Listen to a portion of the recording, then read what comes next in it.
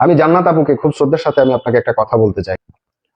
আপনি যখন ফার্স্ট আমাকে নিয়ে কথা বললেন, আমি কিন্তু আপু আপনাকে বলেছিলাম, সবকিছু খুলে বলছি, এবং আপনি আমাকে বলছেন যে ভাই এত কিছু তো আমি জানতাম না। আমি আপনাকে এর এগেনস্টে বলেছি যে আপু আপনি কিভাবে জানবেন, কারণ আপনাকে যা বলা হয়েছে আপনি ঠিক তাই জানেন, এর বেশি কিছু আপনার জানার কথা না। ইভেন আপনি বললেন যে ভাই আমার কোনো ভাই নাই, আপনি আমার ভাই, আপনি আমার ভাইয়ের মতো। আমি ঠিক আছে মেনে নিলাম আপনি আমার বোনের মতো। আপনি কিভাবে, আমি কিন্তু আপনাকে বলেছিলাম বোন হচ্ছে খুব ছোট্ট একটা 2টা অক্ষরের একটা শব্দ, কিন্তু এর গভীরতা কিন্তু বিশাল। আপনি যেভাবে বোন বললেন, ভাই বললেন, তো এটার যে গভীরতাটা এবং এটার যে মূল্যটা, সেই মূল্যটা আপনি রাখবেন।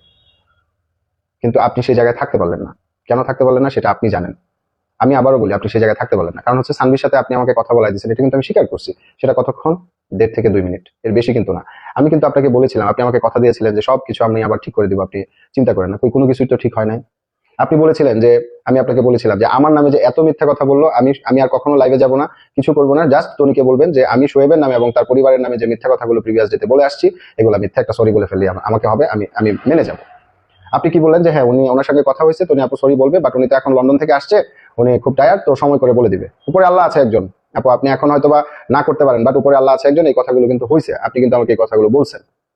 এবং যখন আপনি পারেন নাই সবকিছু স্বাভাবিক করতে, সেই ক্ষেত্রে আমাকে সেকেন্ড টাইম আবার লাইভে আসতে বাধ্য করছেন, বাধ্য করা হয়েছে।